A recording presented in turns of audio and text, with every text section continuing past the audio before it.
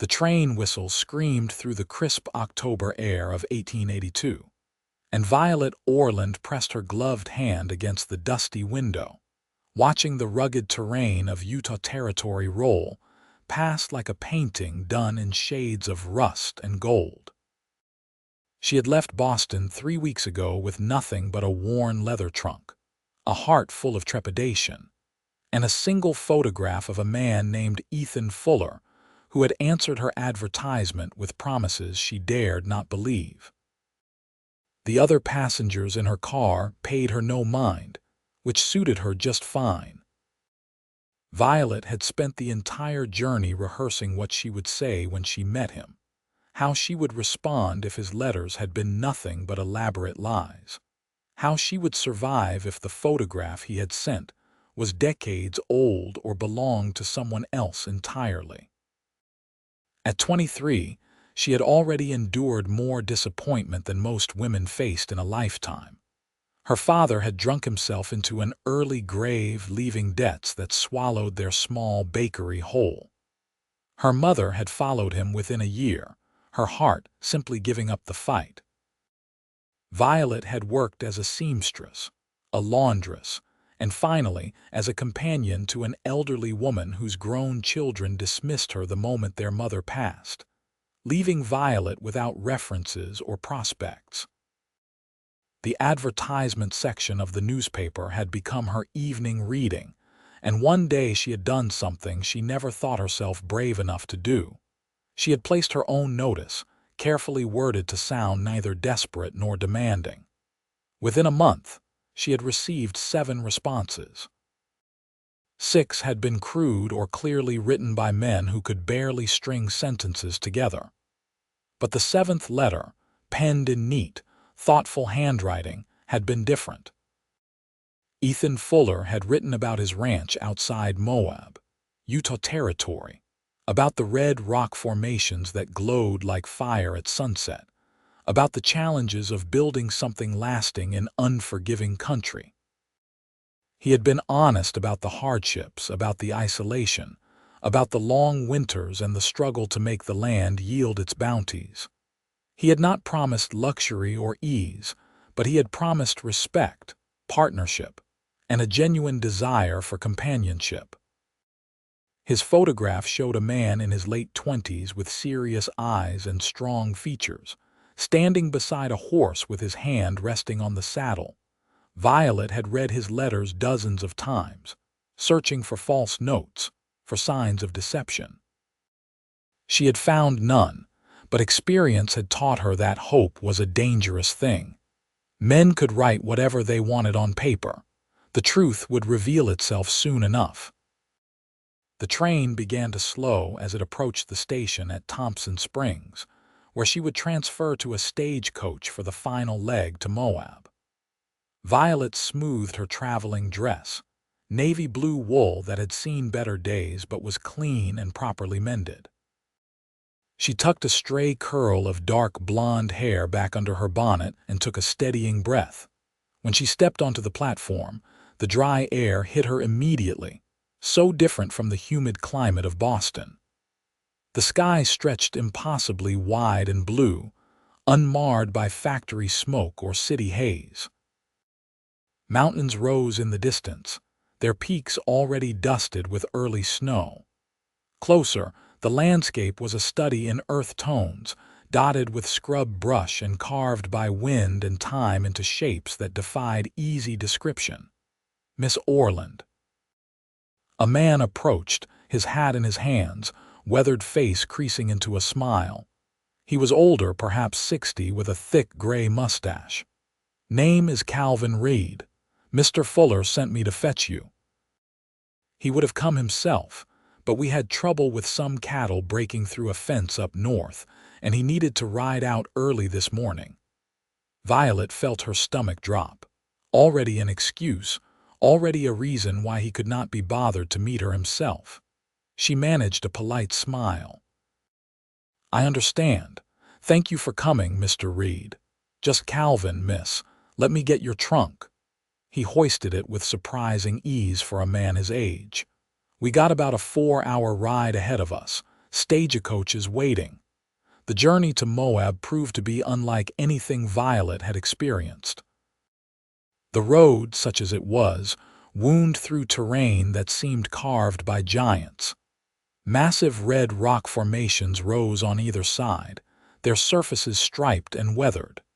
Calvin pointed out landmarks, chatting easily about the area, the people, and invariably about Ethan Fuller.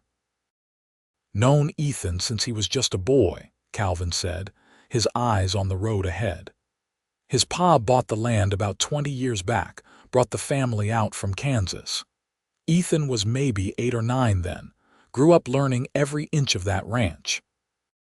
When his folks passed, fever took them both the same winter of '78, Ethan kept the place running. Lots of young men would have sold out, headed back east, but not him. He loves that land something fierce." "Does he manage it alone?" Violet asked, trying to sound casual. "Got a few hands that help during busy seasons. There is me. I live in a small cabin on the property. Then there is 2 brothers, Tom and William Harris, good workers both, and a young fellow named Samuel who is learning the trade, but Ethan does most of the hard work himself. He is not the type to ask something of others he would not do." Calvin glanced at her. "He is a good man, Miss Orland. Fair, honest, keeps his word. You got nothing to fear from him." Violet wanted to believe that. She wanted it desperately. But she had learned long ago that wanting something did not make it true. Moab, when they finally reached it, was smaller than she had imagined. A single main street lined with wood frame buildings, a general store, a saloon, a church with a modest steeple, a livery stable, and a scattering of houses spreading out from the center. The late afternoon sun cast long shadows, and the few people on the street stopped to watch the stagecoach pass with the undisguised curiosity of a small town. Calvin did not stop in Moab proper. He continued on, taking a road that led south and east, following the path of a creek lined with cottonwood trees that had turned brilliant gold. After another 30 minutes, they turned onto a narrower track that climbed gradually toward a bench of land backed by towering red cliffs. And there, nestled in a valley with the cliffs rising protectively behind it, was the ranch. The house was larger than Violet had expected, a solid 2-story structure built of wood and stone with a wide porch wrapping around the front. Beside it stood a barn, a corral with several horses and various outbuildings. Everything looked well maintained, the fences straight and strong, the paths clear of debris. Smoke rose from the chimney, carrying the scent of burning cedar.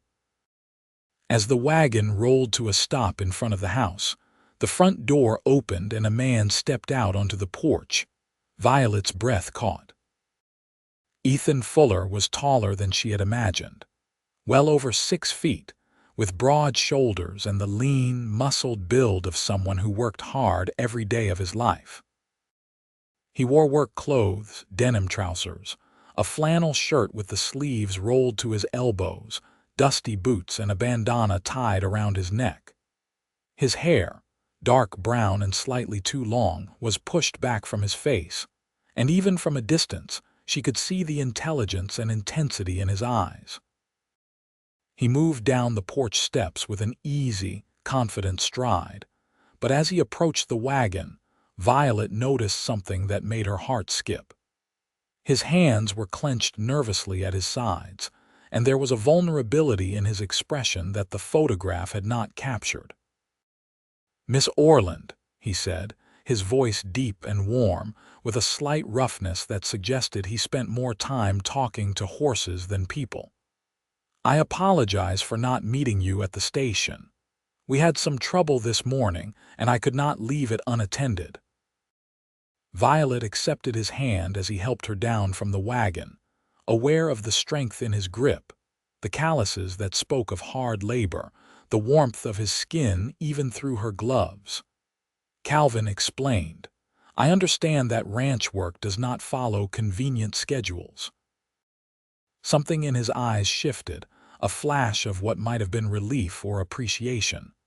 Still, it was not the welcome you deserved. You have traveled a long way. 3 weeks, she admitted, though the last part was by far the most interesting. This landscape is quite different from what I am accustomed to. I imagine it is. He seemed to struggle for words, his gaze moving over her face as though trying to reconcile the real woman with whatever image he had built in his mind. You are exactly as your photograph suggested. I was afraid the reality might be a disappointment. Violet felt heat rise in her cheeks. I had the same concern, Mr. Fuller. Ethan, please. We are going to be married after all. Formality seems unnecessary. He said it matter-of-factly, but she heard the question beneath the words. Violet, she offered. And yes, that was the arrangement we discussed. Calvin had already carried her trunk inside, and now he emerged, tipping his hat to them both. I will let you two get acquainted. Ethan, I will check on the north fence in the morning. Appreciated, Calvin. Ethan waited until the older man had disappeared into the barn before turning his attention fully to Violet. Would you like to see the house? Or would you prefer to rest? You must be exhausted. I would like to see the house, Violet said. She needed to understand what her life here would be like, needed to measure the reality against her expectations. Ethan led her inside, his nervousness evident in the way he talked almost continuously, pointing out features as though worried silence would somehow expose him. The house was clean and well built, with a large main room that served as both kitchen and living area. A stone fireplace dominated one wall, and the furniture, though simple, was well crafted and sturdy. Upstairs, there were 3 bedrooms, each simply furnished but comfortable. I thought you could take this room, Ethan said, gesturing to the largest bedroom, which had clearly been recently cleaned and prepared. A handmade quilt covered the bed, and fresh curtains hung at the window. It has the best view, looks out over the valley. The room next door is mine. The third is just storage right now. Violet walked to the window and looked out. The view was indeed spectacular. The valley spread below, painted in the warm tones of approaching sunset, and beyond, the red cliffs glowed as though lit from within. It is beautiful, she said softly. It is why I stay, Ethan said from the doorway. No matter how hard things get, I look at this and remember why it matters. She turned to face him. Tell me honestly, Ethan, why did you seek a mail-order bride? A man like you, with property and prospects, surely you could have found someone locally. He leaned against the doorframe, his expression thoughtful. The honest truth. There are not many unmarried women in Moab, and the few who have their pick of suitors. I am not much for socializing, for dances and socials and all that courting usually requires. I spend most of my time here, working the ranch, and that is not the kind of life that appeals to most women. I thought if I could find someone who understood what they were getting into, who chose this life knowing the realities, we might build something real, not based on illusions or expectations neither of us could meet. Violet considered his words carefully. And what do you expect from a wife, Ethan? Partnership, he said without hesitation. Someone who can stand beside me, not just behind me. Someone who will share the work, the decisions, the challenges. I am not looking for a servant or a decoration. I need a partner. And if I cannot do the work? Violet asked. I was raised in a city. I know nothing about ranching. Then you will learn and I will teach you. I do not expect you to know everything from the start. I expect you to be willing to try. He pushed off from the doorframe, his expression serious. But I need to know, Violet, are you here because you want to be, or because you had nowhere else to go? The question was blunt, almost harsh, but she appreciated the honesty. Both, she said. I had no prospects in Boston, no family, no future I could see clearly.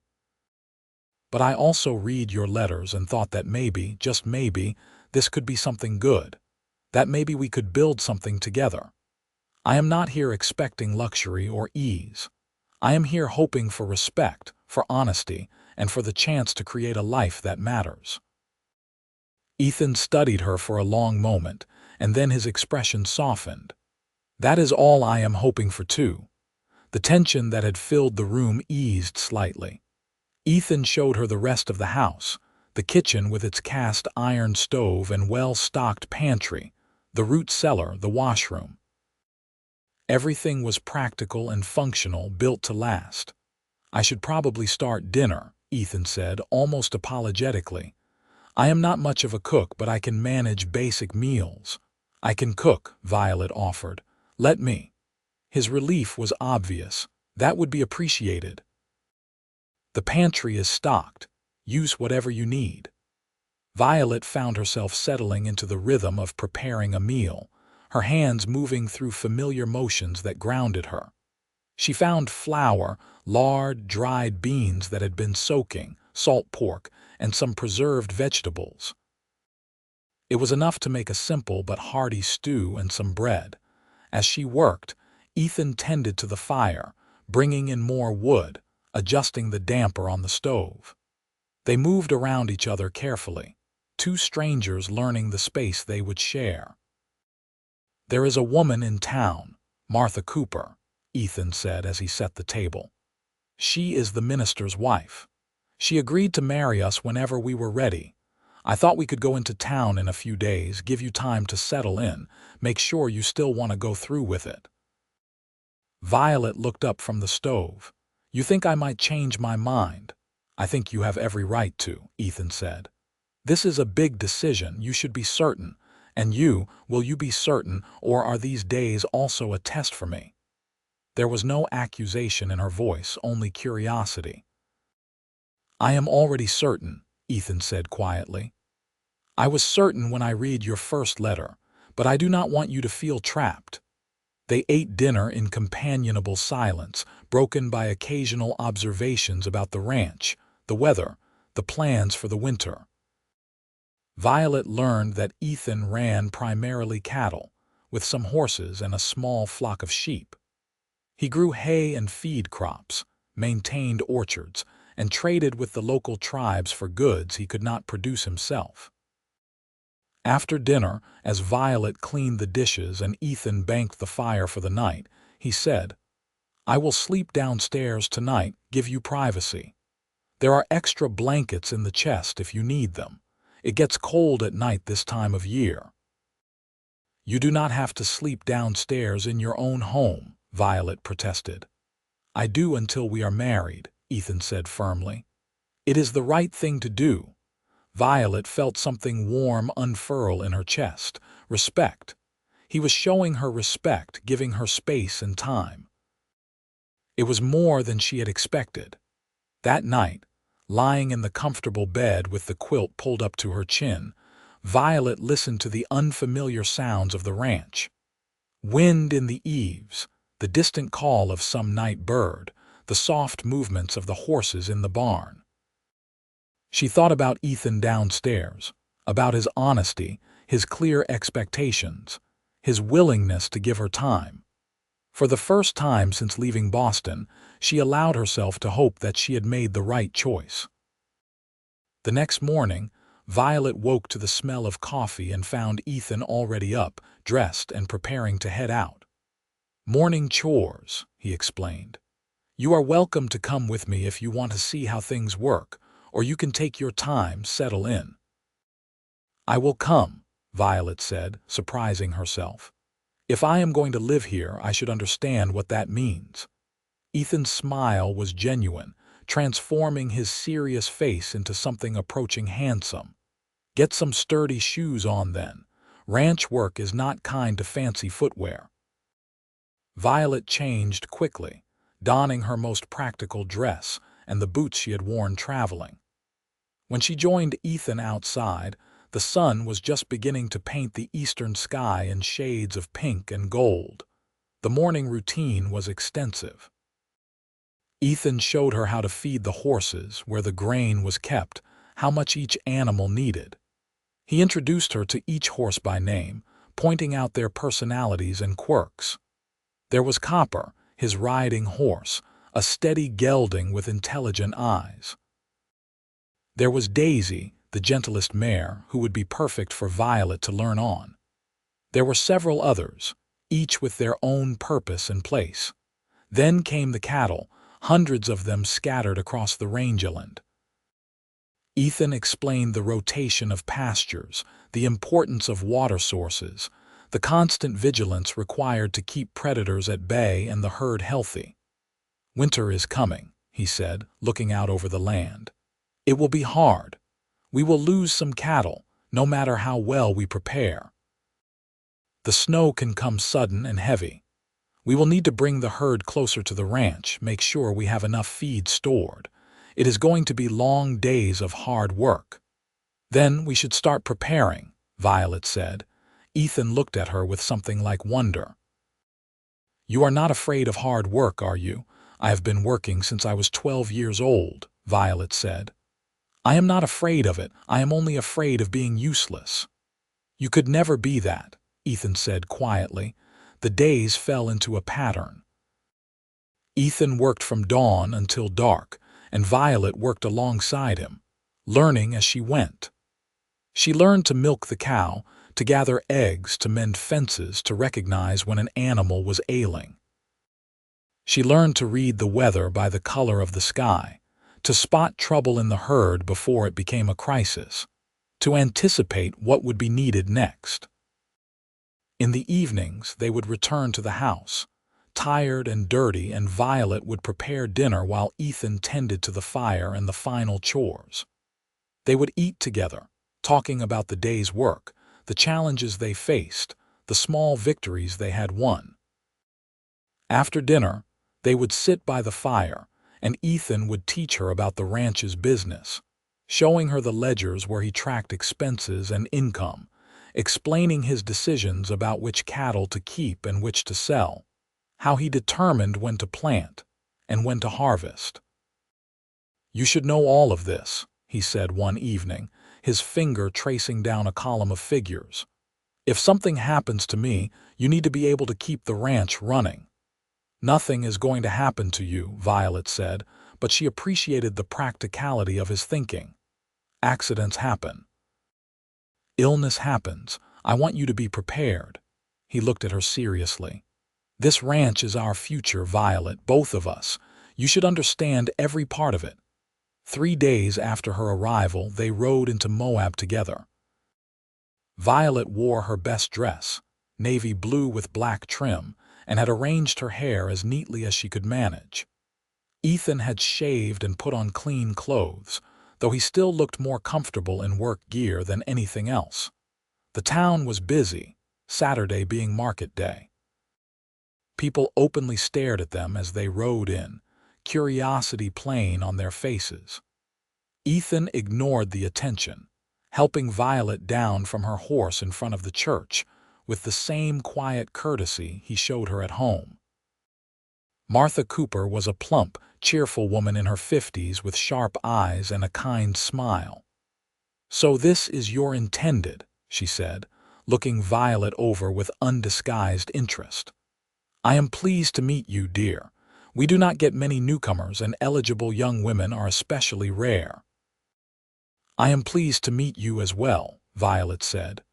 "My husband will perform the ceremony whenever you are ready. Have you decided on a date?" Violet looked at Ethan, and he looked back at her, the question clear in his eyes. She thought about the past 3 days, about his patience, his honesty, his willingness to teach her and include her in every aspect of the ranch's operation. She thought about the way he never tried to impress her with false charm, the way he treated her as an equal, the way he looked at her sometimes when he thought she was not watching, with a mixture of hope and something that might have been the beginning of affection. "Today," Violet said. "If that is acceptable." Ethan's eyes widened slightly, but he nodded. "Today." Martha beamed. "Wonderful, let me fetch my husband. You will need witnesses. I can ask some of the parishioners." An hour later, Violet stood in the small church beside Ethan, with Martha and 3 townspeople she had never met serving as witnesses. Reverend Cooper was a tall, thin man with a gentle voice, and he led them through the traditional vows with a solemnity that made the occasion feel real and weighty. When he pronounced them husband and wife, Ethan took Violet's hand and squeezed it gently, a promise in that simple gesture. The townspeople were eager to meet the new bride, and Violet found herself shaking hands and answering questions, trying to remember names and faces. Everyone was curious but not unkind, and she sensed that they approved of the match, or at least approved of Ethan enough to give her the benefit of the doubt.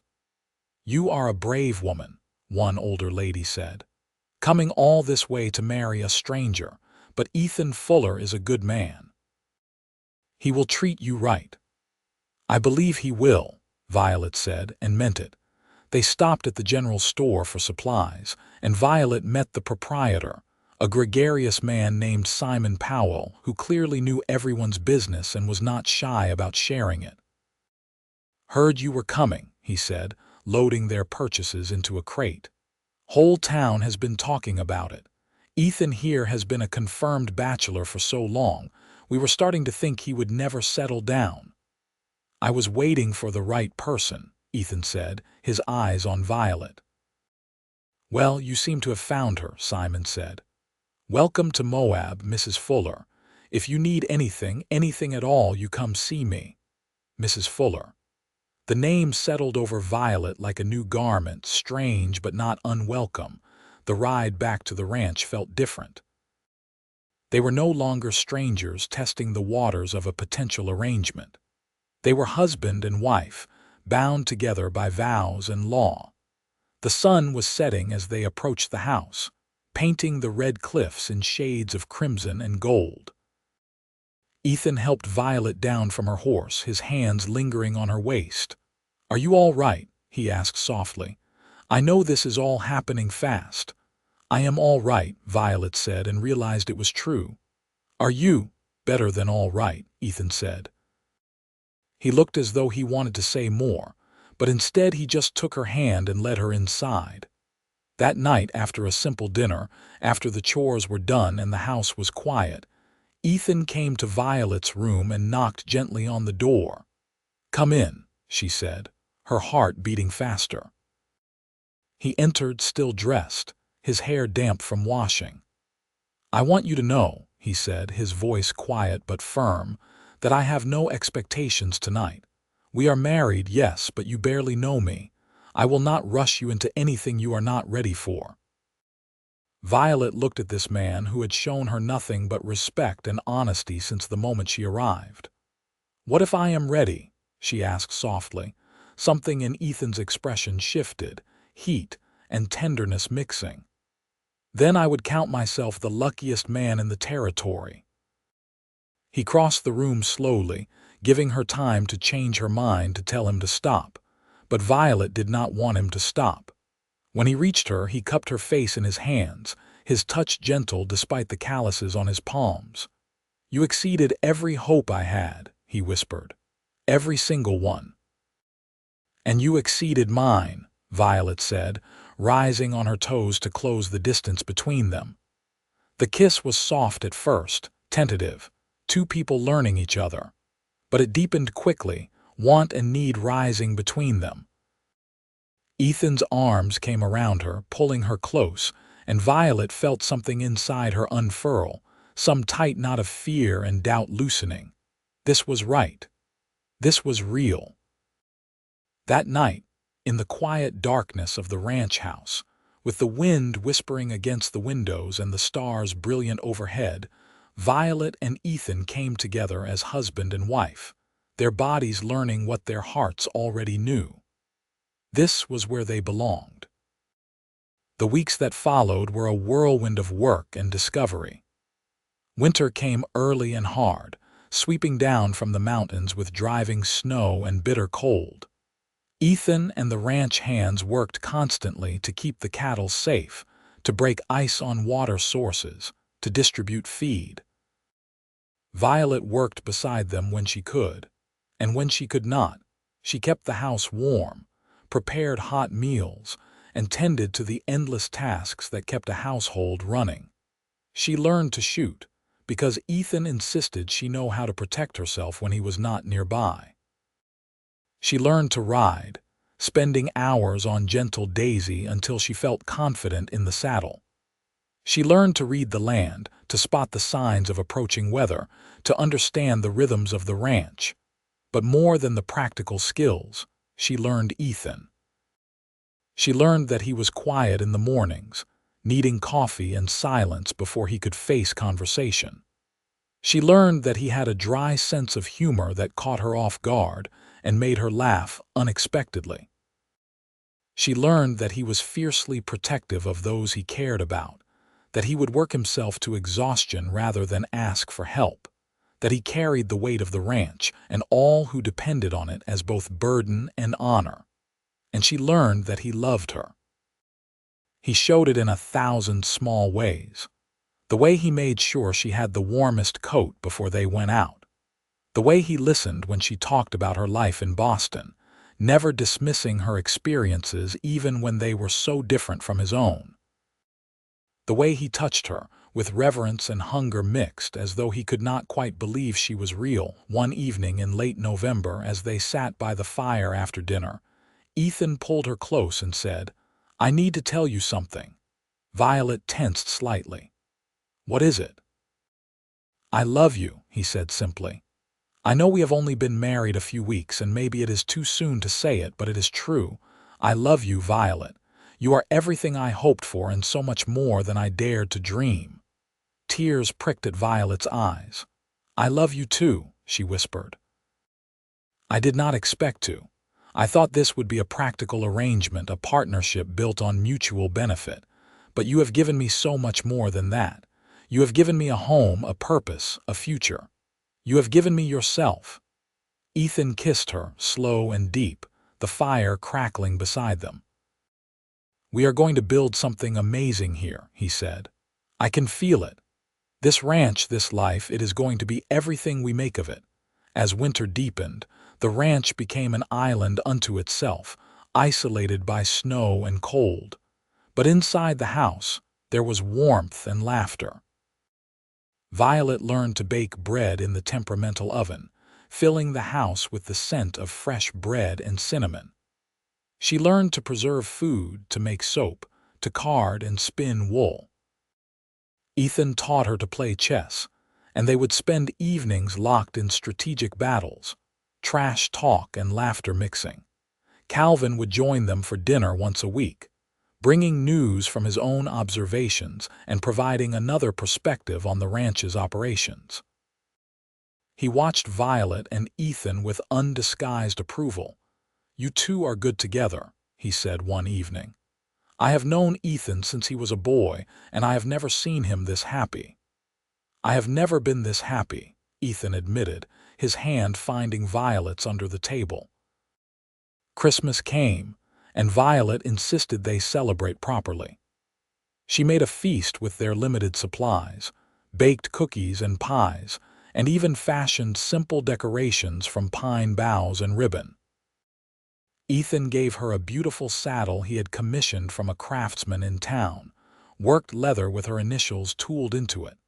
Violet gave him a new shirt she had sewn herself, carefully fitted to his broad shoulders. "It is perfect," he said, holding it up. "You did not have to do this." "I wanted to," Violet said. "You work so hard and you deserve something nice." "I have something nice," Ethan said, pulling her into his arms. "I have you."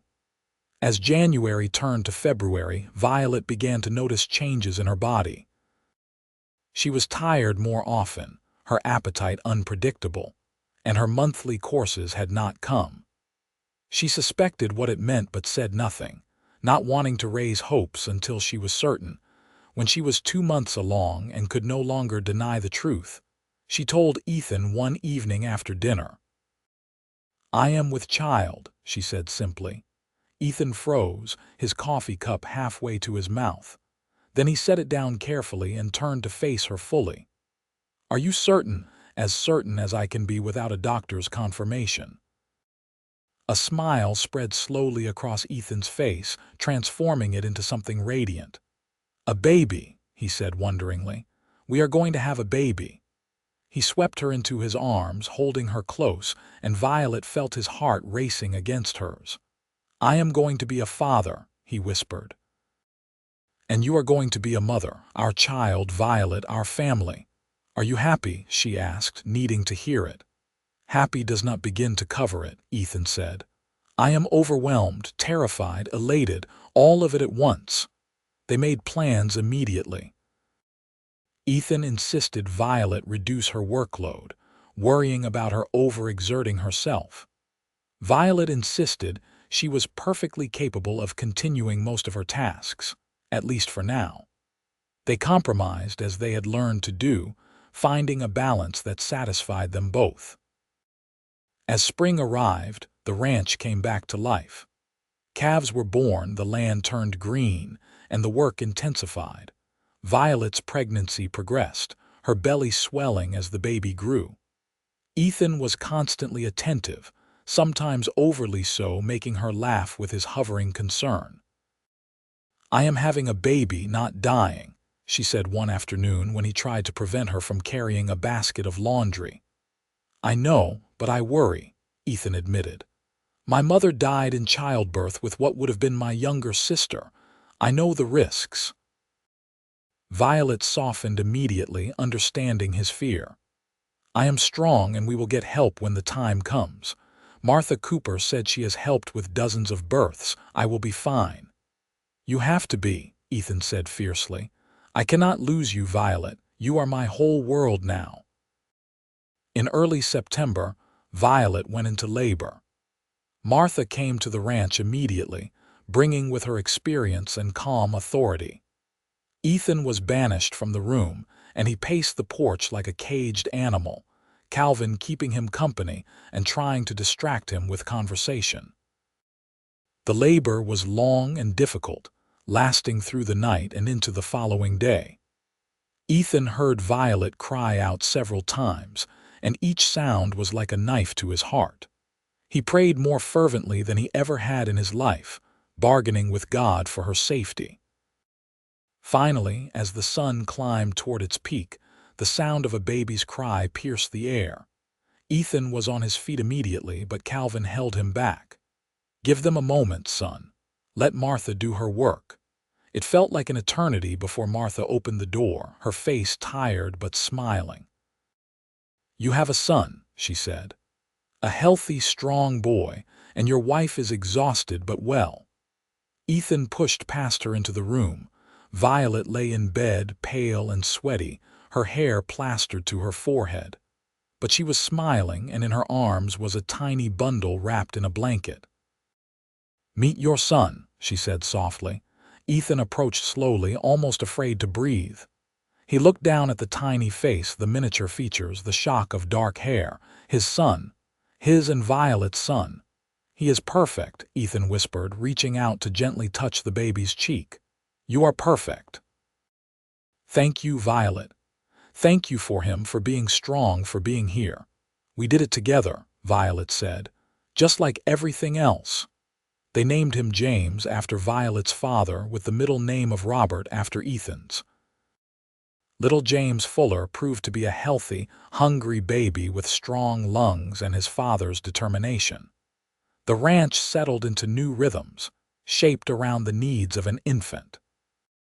Violet learned to nurse while reviewing the ledgers, to soothe a crying baby while supervising dinner preparations, to function on fragmented sleep. Ethan learned to change diapers, to rock his son to sleep, to sing lullabies in his rough, unpracticed voice. "I never knew I could love anyone this much," Ethan said one night, holding James against his chest while the baby slept. "First you, now him. It is almost frightening how much I have to lose." "Then we will make sure we do not lose it," Violet said. "We will protect what we have built, together." The years passed, each one bringing new challenges and new joys. The ranch prospered under their joint management, Violet's practical mind complementing Ethan's deep knowledge of the land. They expanded the herd, improved the breeding stock, and established trade relationships that ensured steady income. James grew into a curious, energetic toddler, and then a bright, adventurous boy. 2 years after his birth, Violet gave birth to a daughter they named Rose, for her sweet disposition and the pink flush of her cheeks. 3 years after that, another son arrived, whom they named Thomas after Ethan's father. The house was full of noise and laughter, of children's voices and the controlled chaos of family life. Ethan proved to be a devoted father, patient and playful, teaching his children to ride and rope and respect the land. Violet proved to be a loving mother who balanced tenderness with discipline, who read to her children every night and insisted on proper education, even in their isolated location. Calvin aged gracefully, eventually retiring from ranch work but remaining a beloved fixture in their lives, a grandfather to children who adored him. The Harris brothers continued to work the ranch, their loyalty to Ethan absolute. Young Samuel grew into a skilled ranch hand and eventually married a girl from town, bringing her to live in one of the ranch's outbuildings. Moab grew slowly, adding new businesses and residents, becoming more connected to the wider territory. When Utah achieved statehood in 1896, there was a great celebration, and Ethan and Violet attended with their children, part of the community they had helped build. Through it all, through good years and lean ones, through illness and accidents and the inevitable struggles of life, Violet and Ethan remained partners in the truest sense. They made decisions together, supported each other's strengths and covered each other's weaknesses. They argued sometimes, both too stubborn to back down easily, but they always found their way back to understanding. One evening in the spring of 1902, 20 years after Violet had first arrived in Utah territory, she stood on the porch watching the sunset paint the cliffs in shades of fire. Ethan came up behind her, wrapping his arms around her waist and resting his chin on her shoulder. "What are you thinking about?" he asked. "About how different my life is from what I expected," Violet said. "When I left Boston, I was so afraid. I expected disappointment, hardship, maybe even cruelty. I never expected this." "What is this?" Ethan asked, though she knew he knew the answer. "Joy," Violet said simply. "A full, rich, meaningful life, children I adore, work that matters, and you, always you." "You exceeded every hope I ever had," Ethan said, echoing the words he had spoken on their wedding night. "Every single one." "And you exceeded mine," Violet replied, turning in his arms to kiss him. "I love you, Ethan Fuller. I have loved you since those first days when you were so nervous and earnest, trying so hard to make me comfortable. I will love you until my last breath." "And I love you," Ethan said. "My brave, brilliant, beautiful wife. You took a chance on a lonely cowboy and his impossible dream, and you made it all come true." From inside the house, they heard the sounds of their children arguing good-naturedly over something, and Violet laughed. "We should probably intervene before they destroy the kitchen." "Probably," Ethan agreed, but he did not move, holding her a moment longer. "Thank you, Violet, for everything you have given me, for the life we have built." "Thank you for being exactly who you are," Violet said. "Honest, hardworking, kind, and true, you are everything a good man should be." They went inside together, hand in hand, to the noise and warmth of their family. The ranch spread out around them in the gathering darkness, a testament to their shared labor and vision. The red cliff stood eternal watch, and the stars began to emerge in the vast Utah sky. Years continued to unfold, each one adding to the tapestry of their shared life. James grew into a young man who loved the ranch as much as his father did, taking on more responsibility with each passing season. Rose proved to have her mother's head for numbers and her father's way with animals, a combination that made her invaluable to the ranch's operations. Thomas, the youngest, was the dreamer of the family, always sketching the landscapes around him and talking about becoming an artist. Ethan and Violet supported each of their children's paths, encouraging them to find their own purposes while instilling in them the values of hard work, integrity, and family.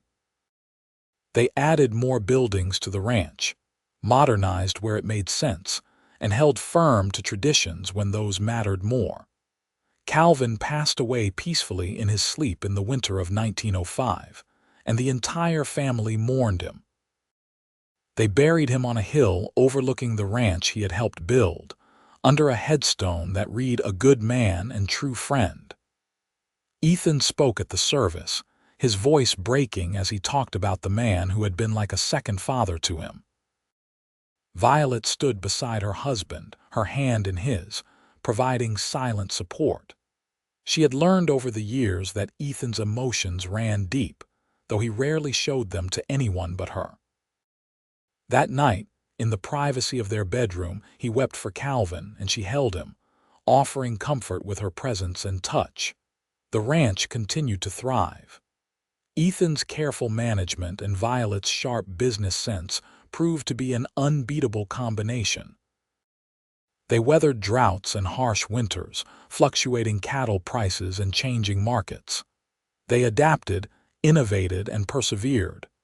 In 1910, when James turned 21, Ethan began the process of officially making him a partner in the ranch. "This land is our legacy," he told his son.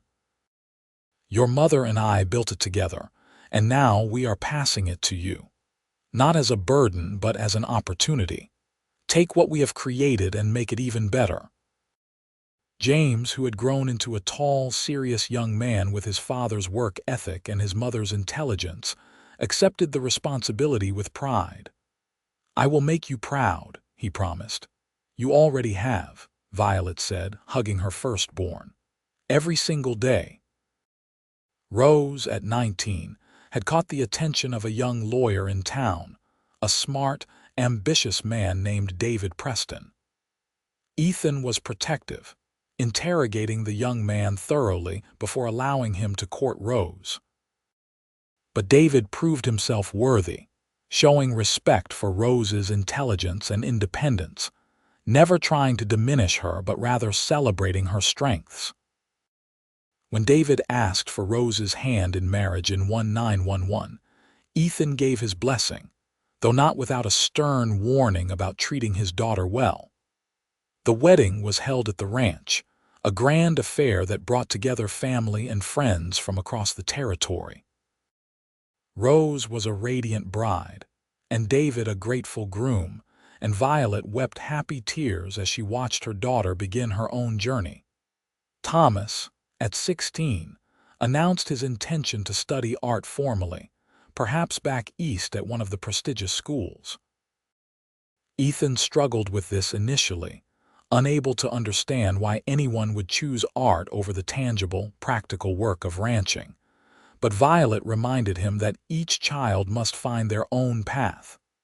"We raised them to think for themselves," she said, "to be independent and pursue their passions. We cannot now be upset when they do exactly that."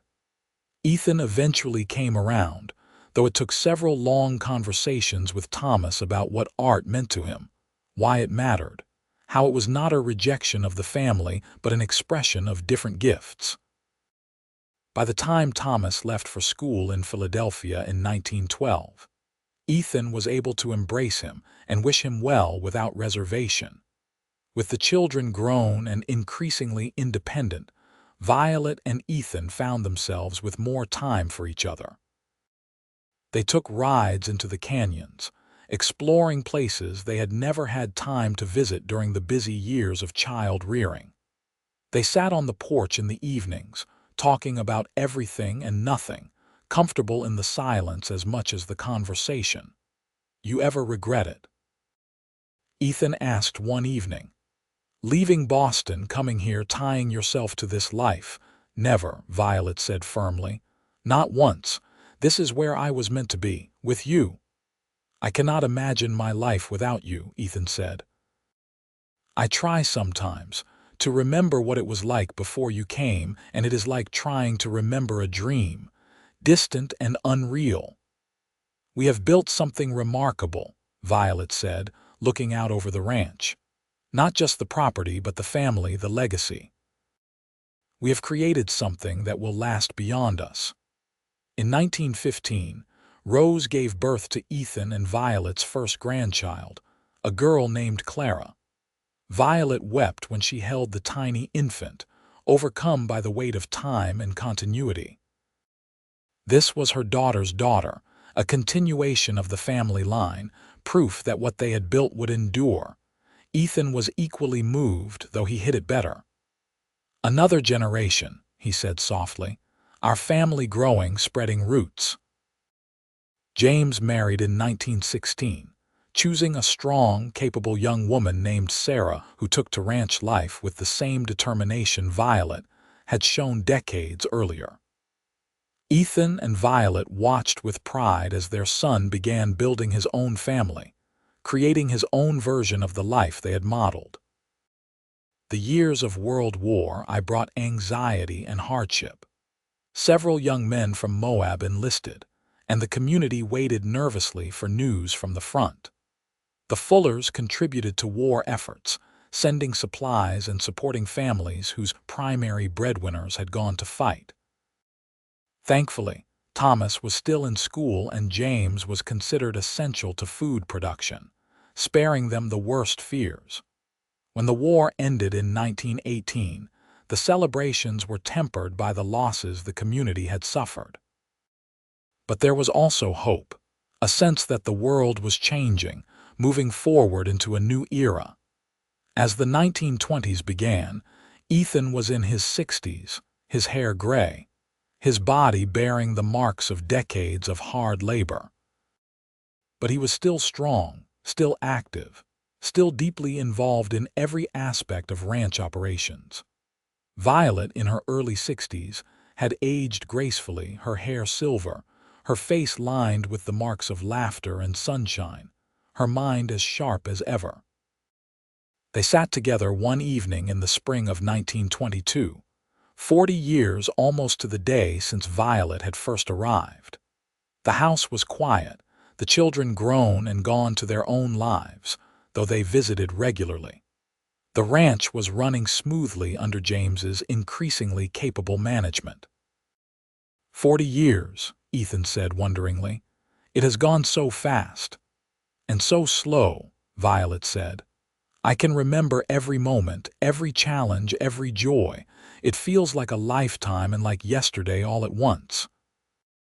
"If you could go back," Ethan said, "knowing everything you know now, would you still get on that train to Utah Territory?" Violet did not hesitate. "In a heartbeat. Every hardship, every struggle, every difficult moment was worth it to have this life with you." "I love you," Ethan said, the words as heartfelt as the first time he had spoken them. "I have loved you from the moment you stepped off that wagon, scared but trying not to show it, brave and determined and so beautiful it made my heart ache." "I love you too," Violet said. "My partner, my best friend, my home. You are everything to me." They sat in comfortable silence, hands linked, watching the sun set over the land they had built together. The red cliffs glowed with that particular intensity that had captivated Violet from her first evening in Utah, and she marveled that the wonder had never faded. The ranch that had been Ethan's inheritance and Violet's leap of faith was now a thriving operation spanning thousands of acres, supporting not just their immediate family but several other families who worked the land. The house had been expanded and modernized over the years, but it still retained the solid, welcoming character it had possessed when Violet first arrived. In the years that followed, Violet and Ethan gradually stepped back from daily ranch operations, trusting James and Sarah to take the lead. But they remained involved, offering advice when asked, helping where needed, and enjoying the slower pace that came with age. More grandchildren arrived, filling the house with laughter during visits. Rose and David had 3 children in total. James and Sarah had 4. Even Thomas, who had indeed become a successful artist in Philadelphia, eventually married and had 2 children. He brought them to visit the ranch every summer, and Violet delighted in showing them the land that had shaped their family. Ethan's health began to decline in his early 70s, his body finally succumbing to decades of hard labor. He developed problems with his joints, struggled with a persistent cough, and moved more slowly than he once had.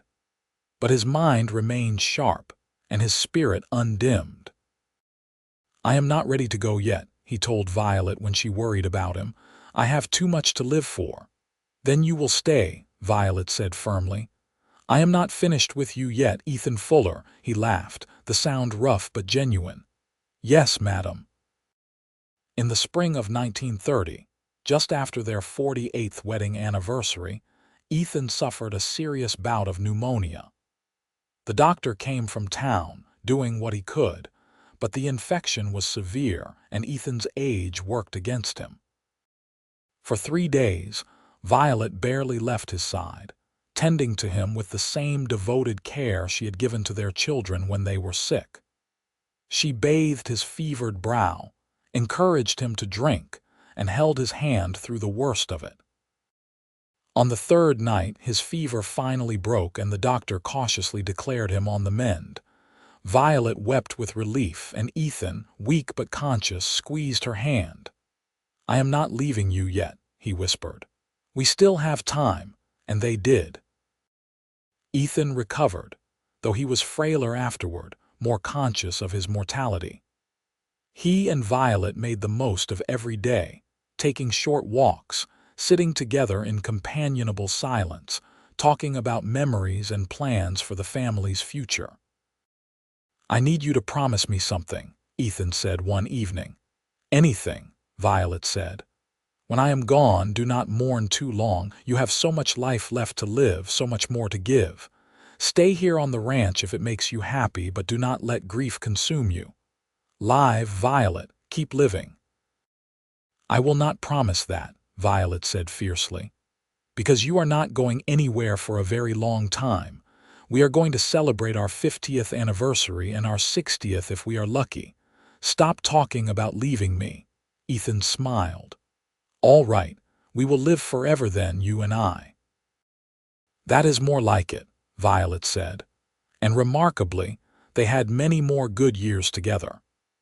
Ethan's health stabilized, and while he was never as strong as he had been, he remained mentally sharp and emotionally present. They celebrated their 50th anniversary in 1932 with a grand party that brought family and friends from across the state. Standing before the gathered crowd, Ethan gave a speech that brought tears to many eyes. "50 years ago, I was a lonely rancher who took a chance on a woman I had never met. She was brave enough to travel across the country to marry a stranger, to build a life in unfamiliar territory, to trust that I would be the man I claimed to be. She exceeded every hope I ever had, every dream I dared to dream. Violet, you are the best thing that ever happened to me. You are my partner, my love, my life. Thank you for 50 extraordinary years." Violet, crying openly, stood and embraced him. "And you exceeded mine," she said. "Every single day you exceeded mine." As the 1930s progressed, the ranch faced new challenges. The Great Depression hit hard, and cattle prices plummeted. But the solid foundation Ethan and Violet had built, the diversification they had implemented, the savings they had been wise enough to maintain, all helped the ranch weather the economic storm better than many others. James and Sarah managed the day-to-day operations with skill and determination, often consulting with Ethan and Violet about difficult decisions. The family pulled together, each person contributing what they could, and they survived. Ethan passed away peacefully in his sleep in the winter of 1937 at the age of 78. Violet woke one morning to find him gone, his expression peaceful, his hand still resting in hers. She sat with him for a long time, memorizing his face one final time, saying goodbye to the man who had been her partner for 55 years. The funeral was attended by hundreds of people, testament to the impact Ethan had made on the community. He was buried on the same hill as Calvin, overlooking the ranch he had loved so much. The headstone read, "Ethan Fuller, beloved husband, father, and friend. He built a legacy of love." Violet grieved deeply, but she honored Ethan's request that she keep living.